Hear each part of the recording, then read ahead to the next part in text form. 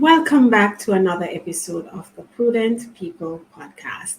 It's always my pleasure having you here in the Prudent Corner, where we have conversations that are empowering, motivating, and inspiring.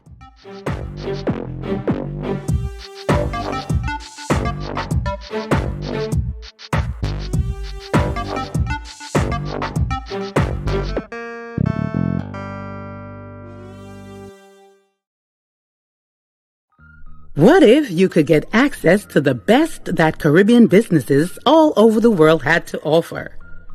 That would be amazing, right? With just one click, you get all that and more when you download the Deh Abroad app. Today, we have in the Prudent Corner Deh Abroad's co founder and entrepreneur, Dominic Christopher, who will tell us about the network he's built facilitating people in the Caribbean diaspora in the United States. I know my friends and batchmates are doing exceptionally well in their respective fields, and it is my esteemed pleasure to showcase the tremendous work that they've been doing. Welcome to the Prudent People podcast, Mr. Christopher. Hi, Julia. How you doing? Long time. I know, right? It's been a long time. Let's leave it at that. I know. So, Mr. Christopher, welcome to the Prudent Corner. So here, I don't give a fulsome profile of our guest. I like it when people introduce themselves. So tell us, who is Dominic Christopher? Yes. So, hi everyone. I'm Dominic Christopher, and just to say, thank you, Julia, for having me on the show. And in the introduction, is truly correct. We've been friends since I think it was like grade 1 or grade 2, and we've continued the synergy ever since. And I just want to applaud you, and I'm grateful for what you're doing. So for me, my background is in data analytics. Most folks will say consider myself as a serial entrepreneur, but not to digress too far. We've created what's called Deh Abroad Village. Deh Abroad Village is pretty much my lifestyle and my co-founder's lifestyle as well in the diaspora. Uh, we've we always want to give back to the community, and we've decided why not use technology, focus on innovation as the way we can build a stronger Caribbean community. So for me, Jillian knows, always the jovial one, always, making people happy, more considerate. And, as you grow, like there's more challenges, technical issues that come along. But based on my personality, I guess that, I've always wanted to continue to give back. So with Deh Abroad Village, it's more of a platform that, once you're here in the diaspora, if you don't know Dominic Christopher personally or Antonio Boddington or anyone that's a part of our team, you can utilize the platform to get necessary resources that is available within the diaspora. Here living in New York, um, I noticed there's a lot of folks that come to the diaspora, and there's like limited amount of resources, opportunities that are available for them. So we say, you know what, let's create a platform that we can be more collective as create more opportunities. And hence we came with a word that says Deh Abroad. It's like Julia will ask a colleague from primary school, where's Dominic? I haven't seen him in a while. Dominic Deh Abroad, right? So so it's a one-stop shop. You're looking for any career opportunities, internships, or if you're looking for any professional, it is easy to find a Jamaican/Caribbean restaurant. But if you're looking for an architect, a psychologist, psychiatrist, an attorney, an accountant, it's not easy. So with the data that we're able to create, to mine, we're able to create a Deh Abroad central platform that resources are available for us who are here. And the beauty about it, as of today, it is still currently free. That's awesome. And I want to know, is this you experience when you moved to the US, or how did this idea came about? That's why, Deh Abroad, telling Deh Abroad is pretty much who I am and my co-partner, because while we're here in college, we were looking for opportunities and we were limited. Back then I was studying accounting and I wanted to get, excuse me, an hands-on experience with accountants, but I was limited. Actually, I was washing cars when I was going to college. To be grateful, I ended up working in financial district in New York, and I saw like a newspaper pass by my office, and it was for a specific community, and it was all positive message. Like you could leave, say for example, you could leave the city of that country and come to New York, and there's so much opportunities. Mhm. We noticed that there's nothing that exists for us as a Caribbean community, as a Caribbean diaspora. Jamaica, for example, is the largest English-speaking immigrants in New York, and it ties within the entire U.S. as well. But why is it that we don't have anything? Mhm. And if we can tie the other Caribbean and also the Latin American islands as well, that's a huge block of demographics. So we say, you know what? Let us create something. Since we're all analysts, let's create something that we can actually give back to the community. I'm a software developer. I'm an app developer. So the cost to create a platform didn't come as a huge expense. Because you already have that experience. Correct. Right, right. So I heard you mention the Latin community, and of course, persons from Jamaica and other English-speaking states. And I know there's a discussion going on out there about which countries constitutes the Caribbean. I don't know if you saw that on social media, but we won't digress. But what I want to know are what are some of the services outside of the platform, where people can connect. You have a database of different services, professional services. What other like events or opportunities do you offer to persons, that may be subscribed to that Correct. platform to kind of sell their products or services? So we sell it, and I will also we mentioned for the program, the website is DEHABROAD.org or .com. So the platform is a one-stop shop. To make it easy, you can find businesses. Through the businesses, we ask the businesses, they don't pay to utilize the platform. We say offer discounts and incentives. Incentives, internship or mentorship opportunities. There are quite a few students who are here who are out of status and they would love to get opportunities. So while you're here, you can get a hands-on experience if you decide to stay in the diaspora in terms of adjustments, or you decide to go to the Caribbean. At least you can get that true hands-on experience while you're here. One piece is discounts, whereas that could be an attorney. Folks come to you with immigration issues because they find it through our platform. We'll ask the attorneys to offer a free consultation, right? Just so that people can pretty much support the community. We also list apartments where you can find apartments. It's not easy. You move to the States, you haven't established a U.S. credit, but at least you can find apartments suitable living situation here as an opportunity to grow. Also, you mentioned about events. That's something that we're currently working on, where our events at the moment is providing necessary or resourceful or economical benefits as it relates to grow while you're here in the community. So it could be anything that as it relates to JAMPRO, anything related to the consulates, anything relates to any elected officials who are here or that's visiting from the islands, that you can be involved in what's going on in the community. Also, we're also working on a news platform that can give you like informative updates as to what's going on, not only entertainment and sports, but the beauty about our research is that there's a large population of Jamaican students who, migrate here on an F1 visa.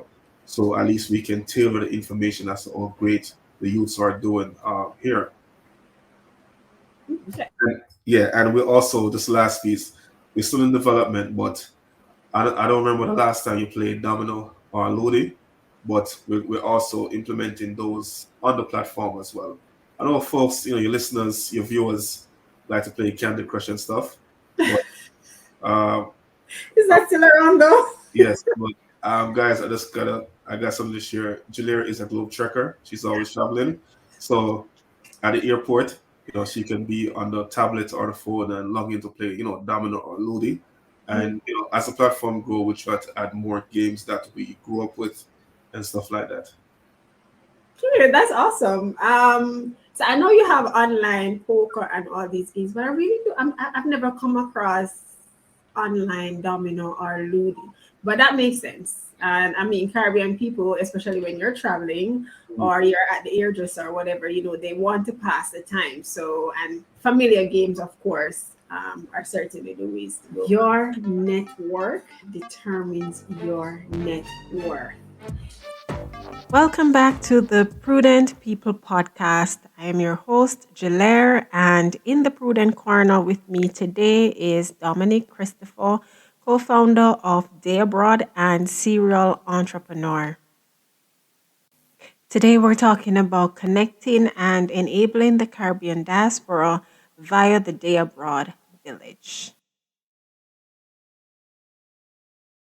What were some of the challenges that you faced while embarking on this journey of creating Deh Abroad?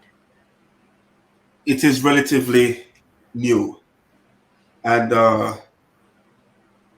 it's still a challenge that we face is about credibility. Myself, the platform, my team have great ideas. There's multiple folks within the community have great ideas to implement, but the trust factor within our community, and hence one of the reasons why the platform is free. It's a nonprofit 501c3, is where we try to let people know that this platform is free. This platform is for us. This platform is to offer resources. Ask us any question. Whatever you're looking for. This is what the platform is. But there's other means of getting the information out. Don't get me wrong. There's other platforms out there that say, hey, you know what? I have all this information. I'm going to sell it. But when you try to educate folks as to what we're doing, they're not that fully receptive. But it's a learning process. We continue to gain the credibility of influential folks within the community here in the diaspora and back in the Caribbean, and also other organizations who are here that we can secure funding, because we have over 900 businesses on the platform, and I guarantee you that majority of their concerns always like access to capital. So we try to do the research to say, okay, how can we get these business funded? Another challenge that we face, we might approach a business, but they might see us, okay, they're much better than the system. They're trying to beat the system. They don't have proper accounting, the financial documents in place. So those actually come as a challenge. So we share most of our challenges are challenges that we share. We actually share the challenges of businesses, and they become our challenges because it's centered around the community, and we always try to educate. But the issue we have is that most time they're not receptive. So essentially, then it's twofold. So you have this platform where businesses are listed that people can access to, purchase their services or their goods, but you also provide support to the businesses that you have listed. 100%. And majority of the businesses because New York City is our hub, and we do list other businesses across the states and Canada and the UK. The ultimate goal of Deh Abroad Village is to create different chapters in different states and different countries.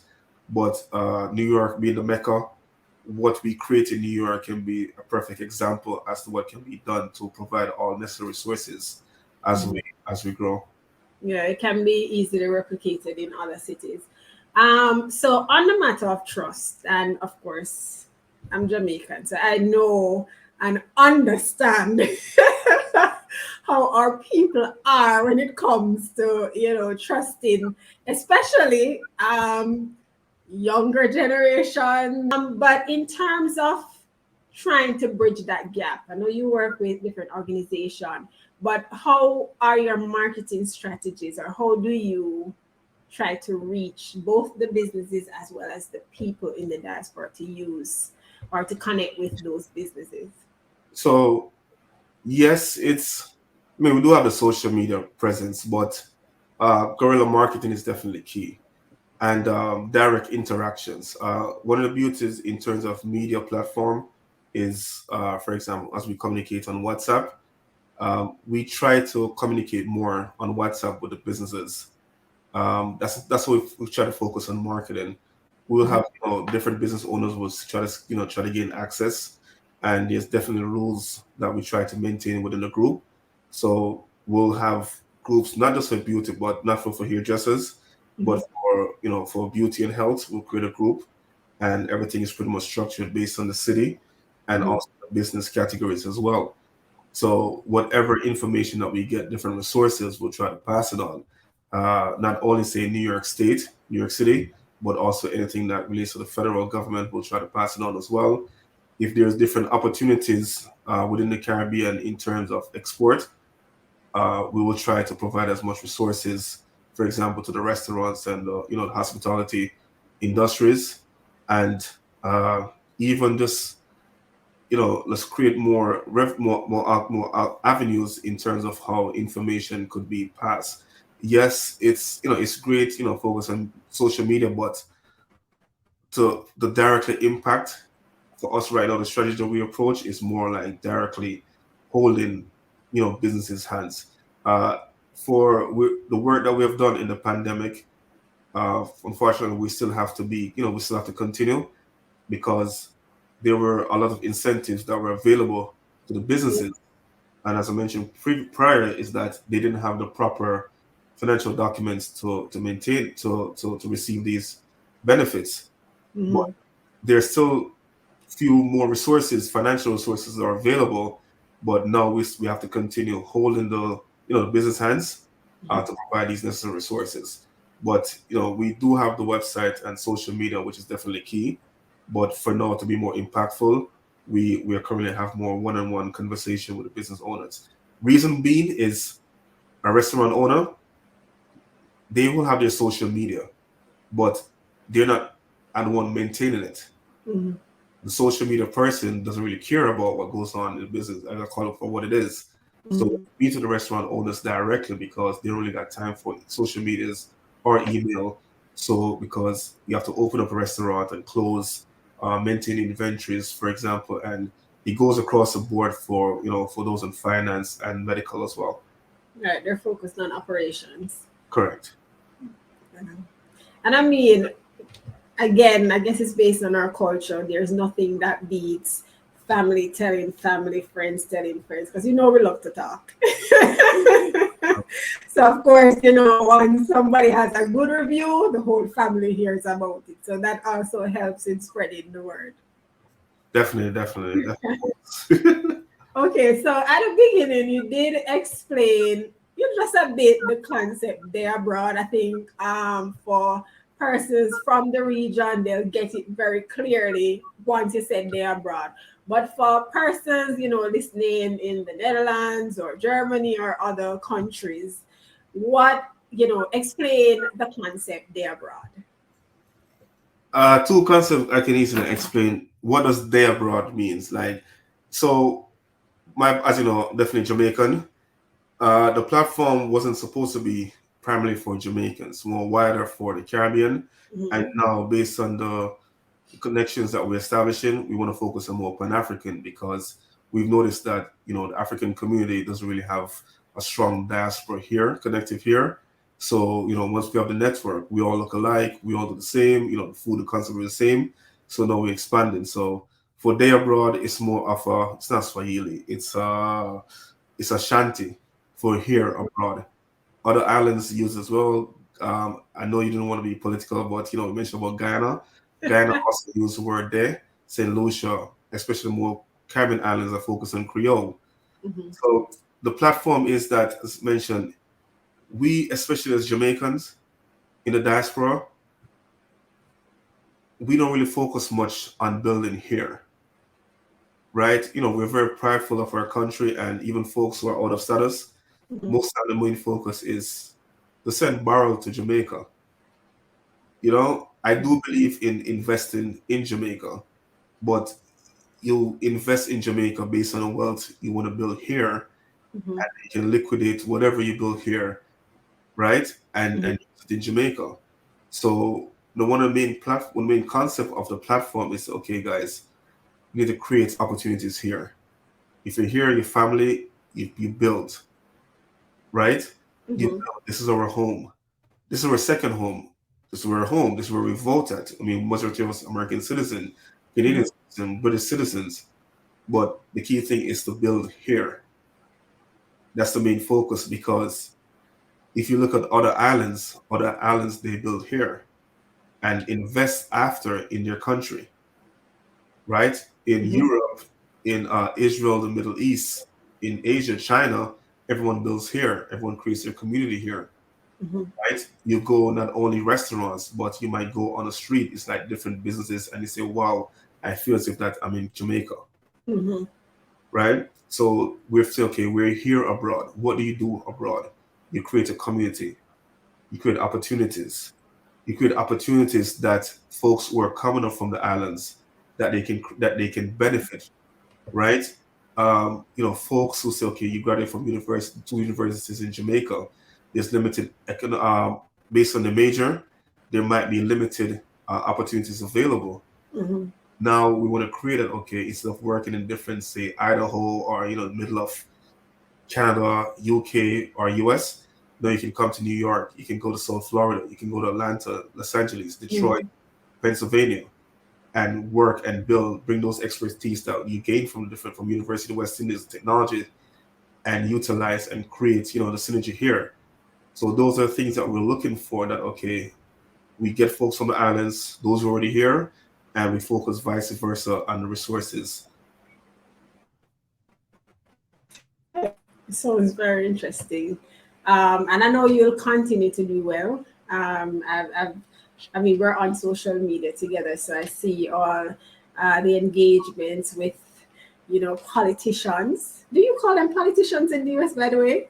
I know we call them politicians, They're politicians, but we use the word, you more utilize elected officials. elected officials. I think, yeah, something along those lines, of course. And actors, Jamaican or global ones. They are known globally, actually. So I know you're doing well. Links as well to kind of grow there abroad. You are a father of two and a husband. How do you balance? Well, you're looking at two like why? Okay, how do you balance building, an empire there abroad? 'Cause as we know, entrepreneurship is never easy, right? And anything that you are building, you're passionate about. There's challenges, there's roadblocks, and all of that. Um, at the same time, be the best version of yourself for your family. I guess it's more of, be more strategic as an analyst, where I structure that, okay, only because of you, why I'm on the Zoom call, I'm on the podcast currently on this, today. But when it comes on to US holidays, is where I'll take time off for family. Family is key. It's reassuring. It gets you relaxed. It gets you more charged up. That, okay, you know what? Okay, with the family, no, I gotta focus on entrepreneur lifestyle, that I can maintain. What I actually provide for my family. So I do definitely, as entrepreneurs, definitely work long hours, unorthodox time schedules as well, Mhm. last minute engagements.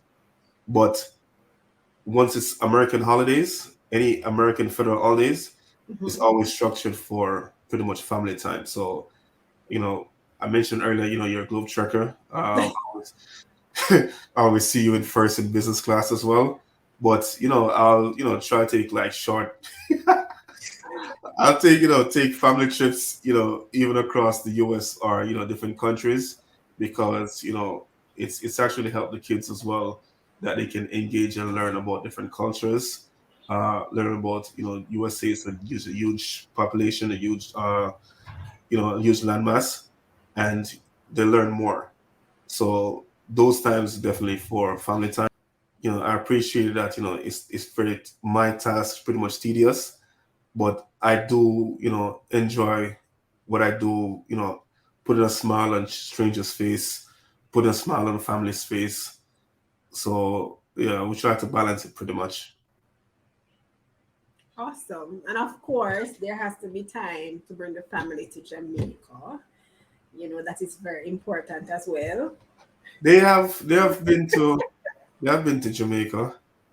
They have been to no. I definitely have to hold the culture, right? They have been to Jamaica. I mean, they love Jamaica. Yeah. Earlier, I made dumpling and sardine. They love dumpling and sardine. I know, right? Okay.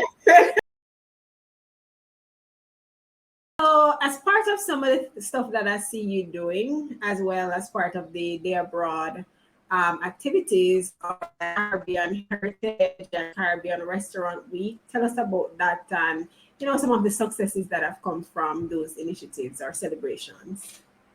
So in the US, June is recognized as Caribbean American Heritage Month, and there are multiple activities as it relates to food, culture, tourism, lifestyle, education. My role, a part of it is I'm pretty much currently in charge of what happens in New York State, right? One of the reason is because of Deh Abroad Village.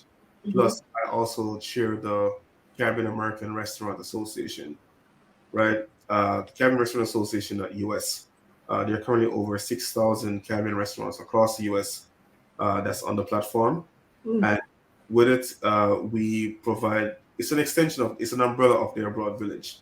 Because of the pandemic, we noticed that majority of the restaurants definitely suffered. So we met with elected officials or organizations as to what resources are available. Hence, we created a restaurant association that we could create buying powers for the restaurants. Mhm. We could within the portal, they can list expiration dates just to keep track as to all licensings and certificates that they have. Partner with different businesses, for example, that restaurants would need, Mhm. accountants, attorneys, folks in like business development that can help sustain and grow the restaurants. And for the past 3 years, for the initiative for the Restaurant Association, we've conducted the Caribbean Restaurant Week across the U.S. It wasn't tedious, but we made it happen where we've created prefix menus, pay one price, and you get what's on the menu. So because the cost for jerk chicken is different, the cost for jerk chicken in Florida Mhm. might be different from what's in Wisconsin. So we say to the restaurants, the dining restaurants, give an example for 19.99. Decide what you want to add to the menu. Mhm. To be simultaneous across the board, we want to keep it at 19.99. Mm. We have a majority of takeout restaurants, food trucks, or maybe someone who want to sell on the street. So for the takeout, we've done the 7.99 that they decide what they want to buy. They want to sell on the menu. So in New York, you might get a patty for $3, Mhm. but in California it might be $5, right? So instead of having two patties, maybe do like a patty and a drink for $7 within the special, Mhm. and way to promote it. And we have because of the Caribbean American Heritage Month, committee, we have partnered with different organizations across the U.S.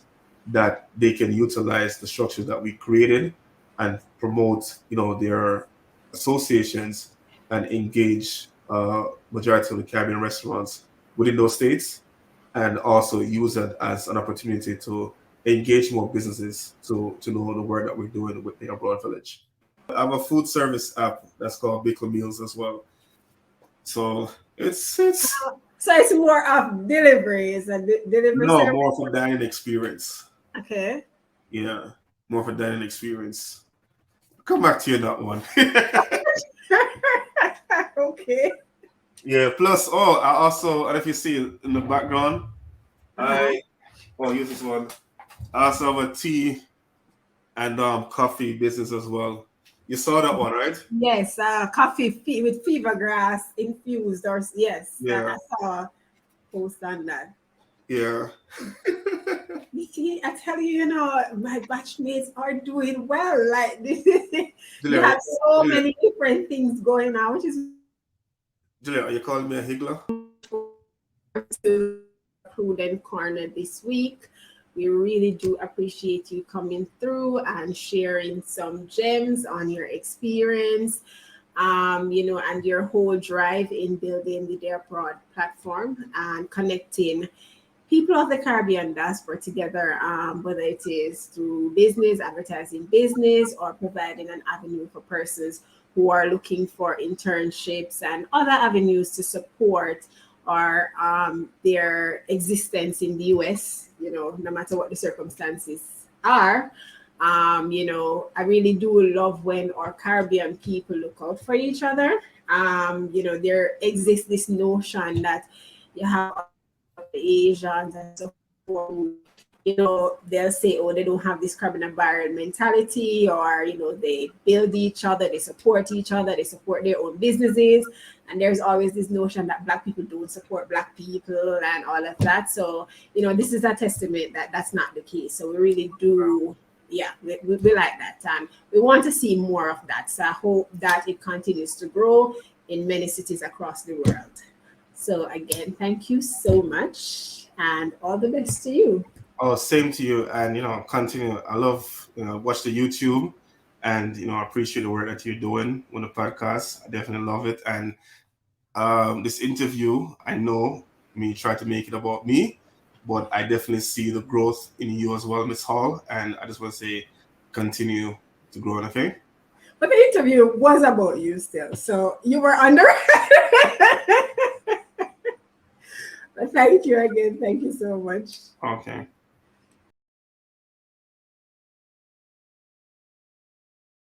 Thank you all for watching yet another episode of the Prudent People podcast. Thank you to those who are listening via the various platforms: Apple Podcasts, Google Podcasts, Spotify, iHeartRadio, and anywhere you are listening to this podcast. I really do appreciate your support. Those who are listening on the various podcast platforms, whether it be Apple Podcasts, Google Podcasts, Spotify, iHeartRadio, thank you so much. Don't forget to review, rate, and follow. And for those that are watching here on YouTube, thank you so much. Don't forget to like, subscribe, and share with your friends and colleagues. Until next time, I'm Jalaire.